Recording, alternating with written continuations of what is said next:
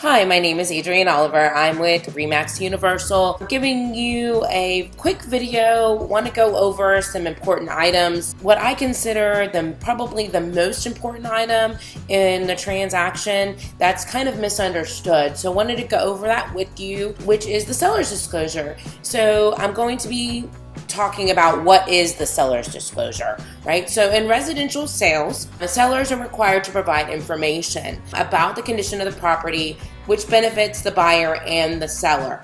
So traditionally, if you're looking at one of my listings, I have these items in our MLS, which is called HAR, right? Fabulous website, totally check it out.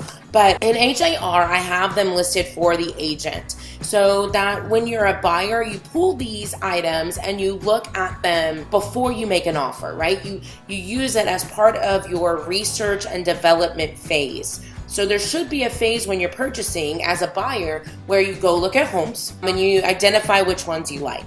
So you say, okay, Adrienne, we like 1, 2, and 3. We don't like 4, 5, and 6. Okay.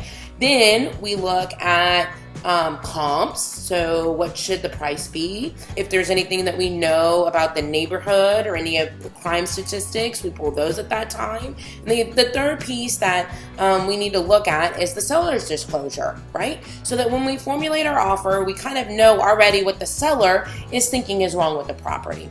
So there are 4 things that I want to review today about the seller's disclosure that are important for you to know.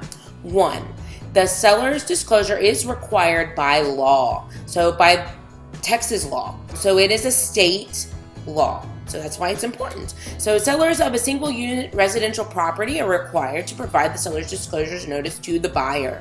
The notice details what the sellers know about the property at the time they complete the notice. So you have to make sure that this notice is accurate. You'll see more than one version of the notice. So there's multiple versions. We can talk about that separately when we get into the transaction. But the Texas Real Estate Commission has one that meets the minimum requirements, right? And that's a lot of times what you'll see like Zillow or iBuyers when they resell. That's what you'll see them use. Then the one that we use, Texas Realtors have one, which is why it's important to use a realtor, which provides more information for the buyers and serves as a risk reduction tool for the sellers. So there's 2 of them.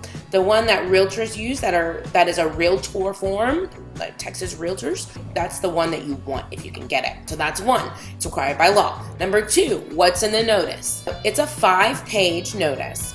Okay, they cover a wide range of topics. They ask the sellers to list the appliances and the systems of the property. They also look at current defects, any past insurance claims, past inspection reports, and other conditions of the property. So those are the things that are in the notice. So that's number 2. What's in the notice? Number 3, how it helps sellers. Okay, the notice provides the sellers a place to document and share their knowledge of the property, and it can reduce the seller's risk of being sued. If a buyer claims that after the closing that he did not know about a previous termite damage, for instance, the seller can point to Section 3 where it's indicated that there was termite damage, and assuming the sellers filled out the notice correctly, right? So it's a way to disclose so that you legally are covered as a seller. Okay, so number 3, how it helps sellers. Number 4, which is how it helps buyers, right? So these forms have to be both ways. So how does it help me as a buyer, Adrienne, right? It's impossible to foresee every single problem with the home. A lot of times I try to give the seller's disclosure to my inspector before the inspection. This helps him know kind of additional items to double check. An inspector they're human, so they're not perfect, but they have a formula. They try to look through the house thoroughly, but there's items they can't see.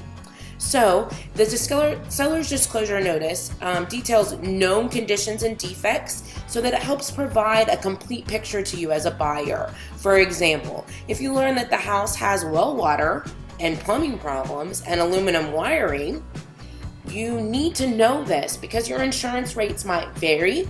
It might also be something that you as a buyer would like to replace. So you would need to know that information before you tell them how much money you want to give them for a home, right? And so when we look at comps, we can figure out, okay, apples to apples. Okay, great. This house is $120 a square foot. That's wonderful. They replaced the wiring. How much is that worth?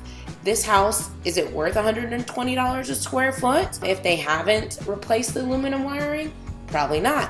How much is it worth? That's something that we would discuss with you, and we would come to a conclusion with other experts such as electricians in that particular scenario. I hope that you've enjoyed learning about what is a seller's disclosure. My name is Adrienne Oliver. I'm with RE/MAX Universal. I'd love to help you and your family. Give me a call or shoot me a text, 832-217-7141. Thank you.